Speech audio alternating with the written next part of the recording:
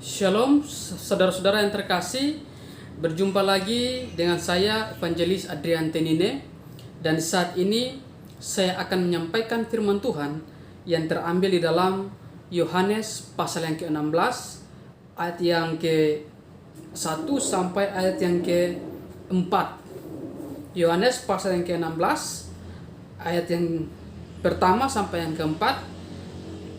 Semuanya ini kukatakan kepadamu, supaya kamu jangan kecewa dan menolak aku. Kamu akan dikucilkan, bahkan akan datang saatnya bahwa setiap orang yang membunuh kamu akan menyangka bahwa ia berbuat bakti bagi Allah. Mereka akan berbuat demikian karena mereka tidak mengenal baik Bapa maupun aku. Tetapi semuanya ini kukatakan kepadamu, supaya apabila datang saatnya kamu ingat bahwa aku telah mengatakannya kepadamu. Saudara yang terkasih, video renungan ini merupakan renungan untuk menguatkan saudara-saudara seiman kita yang mungkin saat ini karena nama Tuhan Yesus Kristus sehingga dia harus dianiaya, dia harus dikucilkan, bahkan dimusuhi oleh keluarganya sendiri, bahkan dikeluarkan dari keluarga. Dan salah satu yang saat ini sementara viral adalah seorang ibu dari Aceh yang menikah di Medan, lalu kemudian dia percaya Tuhan Yesus, mengikuti suaminya. Akhirnya saudara-saudaranya, keluarganya datang untuk menjemput dia, untuk mengembalikan dia ke Aceh kembali. Saudara-saudara yang terkasih, justru ibu ini mengatakan bahwa dia mengikuti Tuhan Yesus tidak ada paksaan. Saudara yang terkasih, melalui firman Tuhan yang kita baca, yang tadi saya baca tadi, dikatakan bahwa Tuhan Yesus sudah menyampaikan itu kepada para murid, bahwa ada banyak penderitaan yang harus mereka alami karena nama Tuhan Yesus. Tuhan Yesus mengatakan ini tujuannya supaya yang pertama mereka tidak kecewa. Mereka tidak kecewa karena penderitaan yang harus mereka alami karena Tuhan Yesus. Yang kedua, supaya mereka tidak boleh menolak Tuhan. Saudara yang terkasih, memang Tuhan berjanji, Tuhan tidak pernah berjanji bahwa Tuhan akan menghalau semua penderitaan kepada anak-anaknya, daripada anak-anaknya. Tuhan akan melindungi anak-anak Tuhan sehingga mereka tidak akan mendapat masalah atau penderitaan karena nama Tuhan Yesus. Saudara yang terkasih, jadi mengikut Tuhan itu bukan berarti bahwa tidak ada masalah yang kita dapat. Mengikut Tuhan berarti kita aman-aman saja. Justru Alkitab mengatakan bahwa iman bertumbuh dalam penganiayaan. Saudara yang terkasih, ini jauh-jauh hari Tuhan sampaikan kepada para murid. Begitupun juga kepada kita. Kalau kita lihat dalam sejarah gereja, di awal-awal mula sejarah gereja, banyak orang yang percaya kepada Tuhan Yesus harus mengalami yang namanya penganiayaan. Saudara yang terkasih, jangan kaget. Jangan kaget ketika saudara seiman kita yang mengikut Tuhan, lalu harus banyak penganiayaan yang mereka dapat. Karena ini Tuhan sudah mengatakan demikian. Saudara, Tuhan mengatakan demikian supaya kita tidak kecewa dan kita tidak menolak Tuhan Yesus. Kita harus tetap percaya kepada Tuhan Yesus, bahwa apa yang kita percaya, apa yang Tuhan Yesus lakukan buat kita itu benar, yaitu dia telah mati menggantikan kita, menebus kita dari dosa kita. Saudara, di ayat yang kedua berbunyi demikian, kamu akan dikucilkan, bahkan akan datang saatnya bahwa setiap orang yang membunuh kamu akan menyangka bahwa ia berbuat bakti bagi Allah. Hidup di negara yang merupakan minoritas bagi pengikut Kristus tidak mudah. Ada banyak tantangan yang harus dilalui, ya kan? Dan itu kenyataannya. Di Indonesia begitu banyak perlakuan yang tidak adil kepada agama-agama minoritas. Tapi kita sebagai orang percaya harus ingat bahwa Tuhan sudah mengatakan itu. Itu yang selalu kita harus ingat. Supaya apa? Kita jangan kecewa dan kita jangan menolak Allah. Bahkan ketika kita dikucilkan, ketika kita dipersekusi mungkin, orang-orang yang melakukan itu mereka merasa bahwa mereka membela Allah mereka. Dan ini kasus dari Ibu Fitri yang dari Aceh ini juga demikian. Keluarganya berpikir bahwa mereka ketika bawa kembali dia ke agamanya yang semula, maka mereka sudah membela Allah mereka.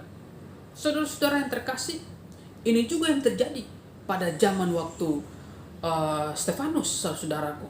Stefanus ketika harus mati karena nama Tuhan, orang-orang pemuka-pemuka agama pada saat itu beranggapan bahwa yang mereka lakukan adalah mereka melayani Allah. Ini kan sesuatu yang konyol. Saudara-saudara yang terkasih, itu yang Tuhan Yesus katakan, kamu akan dikucilkan, bahkan akan datang saatnya bahwa setiap orang yang membunuh kamu menyangka bahwa mereka berbakti kepada Allah. Nah, mengapa sampai mereka melakukan hal itu? Ayat yang ketiga, mereka akan berbuat demikian karena mereka tidak mengenal baik Bapa maupun aku. Oh, ternyata mereka melakukan hal demikian karena mereka tidak mengenal Bapa dan juga anaknya Yesus Kristus. Mereka tidak mengenal Yesus. Bagaimana mereka mau kenal Bapa? Yesus saja tidak. Karena Tuhan bilang bahwa Yesus ini adalah jalan. Dia adalah jalan kebenaran itu. Siapa yang mau datang kepada Bapa harus melalui aku. Jadi untuk ketemu dengan Bapa harus melalui Yesus. Saudara, karena mereka tidak mengenal Bapa maupun Yesus, sehingga mereka mengucilkan orang yang percaya kepada Yesus. Mereka menyiksa, mereka membunuh, bahkan melakukan hal-hal yang tidak baik. Saudara-saudara yang terkasih, itu berarti sebagai pengikut Kristus, kita tidak boleh heran, kita tidak boleh takut, kita tidak boleh pesimis. Tuhan Yesus sudah mengatakan demikian kepada kita jauh-jauh hari. Jadi kalau di abad ke-20 ini dan abad-abad selanjutnya, orang Kristen semakin hari teraniaya, tidak jadi persoalan. Karena Tuhan Yesus sudah mengatakan itu. Supaya apa? Kita tidak kecewa dan kita tidak menolak Yesus.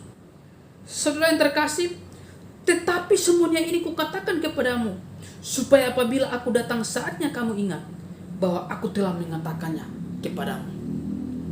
Jadi kalau orang kecewa kepada Tuhan Yesus lalu pergi meninggalkan Yesus, ya kan?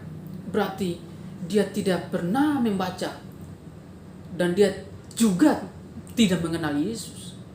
Karena kalau orang mengenal Yesus dengan sungguh-sungguh, ketika ada penganiayaan, ketika ada tantangan, dia tidak akan kecewa dan dia tidak akan menolak Yesus. Karena apa? Karena Tuhan Yesus sudah mengatakannya jauh-jauh hari sebelumnya. Saudara-saudara yang terkasih, dunia ini semakin hari semakin hancur.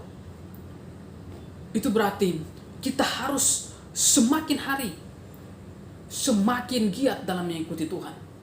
Orang-orang yang belum percaya, kita sampaikan kepada mereka. Atau orang-orang yang baru percaya kepada Tuhan Yesus, terus banyak masalah yang harus mereka alami. Yaitu sebagai pengikut Kristus demikian. Banyak tantangan, banyak penganiayaan yang sudah ada di depan mata kita. Bahkan sekali lagi, orang-orang yang melakukan itu, mereka menganggap bahwa mereka beribadah kepada Allah yang benar. Padahal mereka tidak mengenal Bapa maupun Yesus. Saudara, sebagai orang Kristen yang setia, orang Kristen yang dibenarkan karena Yesus, saudara tetap kuat. Kita terus akan maju walaupun ada banyak tantangan. Situasi kondisi ke depan semakin hari semakin buruk, karena Alkitab berkata demikian. Akan datang masa-masa yang sukar. Itu berarti saudara, mungkin setiap orang Kristen di muka bumi ini tidak ada yang terluput, akan masuk ke dalam itu semuanya. Akan ada penganiayaan, akan ada banyak hal dengan berbagai cara, ya kan? Saudara-saudara yang terkasih, di abad mula-mula itu banyak orang Kristen yang dibunuh. Bahkan bunuhnya itu sadis, mereka mati sadis. Itu mereka seperti disembelih kayak sate. Jadi itu mereka punya pantatnya itu ditusuk dengan tumbak sampai di mulut. Saudara, kalaupun saat ini saudara punya banyak masalah, justru ya bersyukur ya, karena kita mau dibina terus dalam Tuhan supaya iman kita bertumbuh. Justru kita harus bertanya-tanya, kita menjadi pengikut Kristus, tidak ada masalah yang kita dapat, tidak ada penderitaan yang kita alami. Saudara-saudara yang terkasih, ini sesuatu yang nyata, fakta yang tidak bisa terbantahkan. Orang percaya yang percaya kepada Yesus akan selalu dianiaya. Ada banyak penderitaan yang menanti kita ke depan. Saudara, tetap kuat dalam Tuhan, tetap setia dalam mengiring Tuhan. Ingat, semuanya itu telah kukatakan kepadamu, kata Yesus, supaya kita jangan kecewa dan kita jangan menolak Yesus.